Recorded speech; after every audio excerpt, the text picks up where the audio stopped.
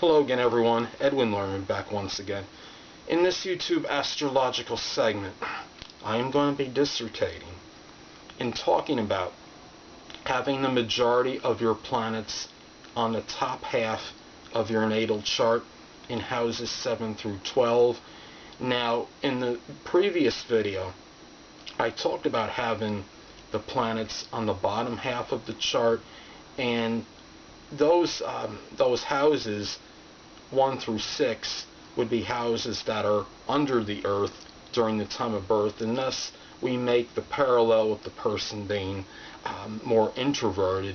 Now, the opposite or antithesis is true with having the houses and the signs that are above, that are on the top half of the chart, are going to be over the earth and can be seen.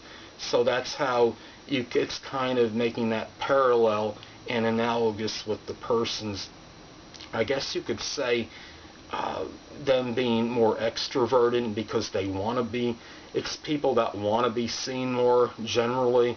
And if you have the majority of your planets in houses 7 through 12, you're more likely to be gregarious, more extroverted as opposed to introverted, more objective as opposed to being subjective. You're more likely to want to go out and do things where people congregate.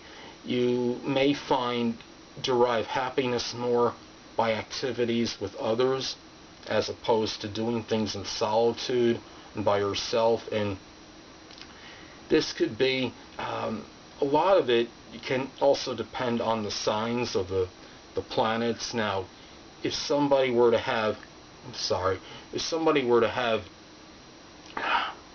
say they had 7 of the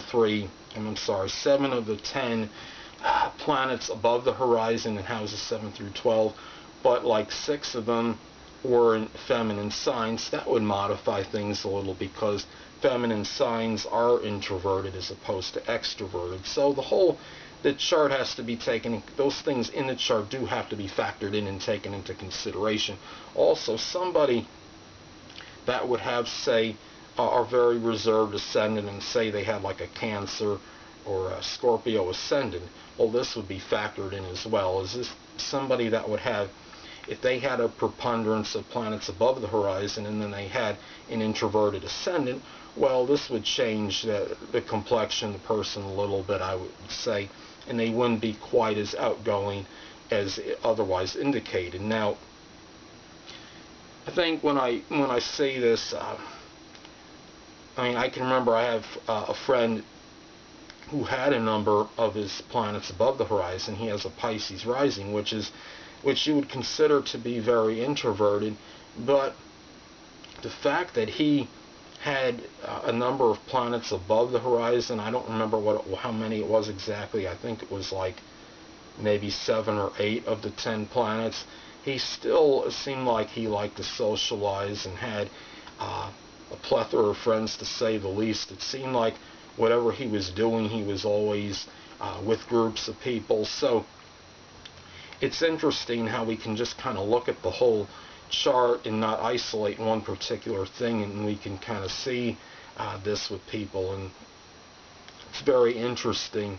Now, if someone has more, they have more planets above the horizon than below, well, it's not just about being more extroverted and gregarious. The person may be more inclined to have, as far as being with others, and whether it's in the career or it's in something else, they generally do need to do things more with other people. They may be more about collaborating on things with others, whether it could be projects, for example.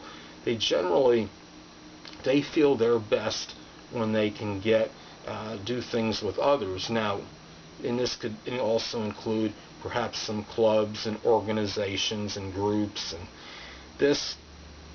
people that have majority of their planets above the horizon are, I would say maybe more inclined on average to be working more, might be working more out with the public, perhaps a little bit more, as opposed to the person that has the majority of the planets below the horizon.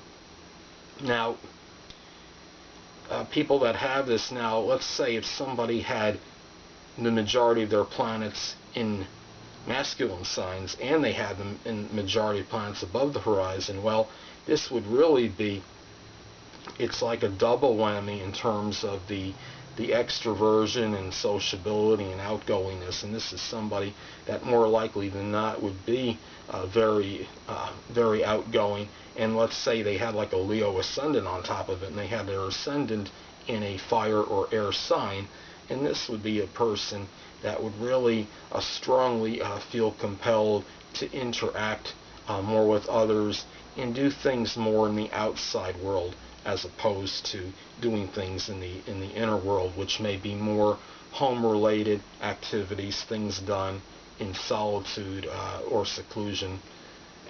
Anyway, people, that'll conclude this YouTube astrological segment for having the majority of the planets above the horizon in a natal chart.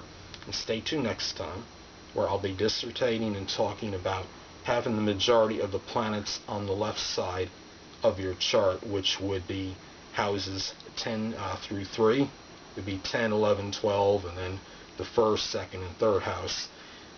Anyway, people, two things I want to get with you on before I head out. Firstly, the stars may impel but do not compel. And secondly, never isolate any single astrological element, aspect, planetary placement, position, configuration, influence, or what have you, and make an analysis of a person, astrologically speaking, based on this alone, because a person astrologically is the sum of all their components in their natal chart, and not just one. Until next time, people, stay well.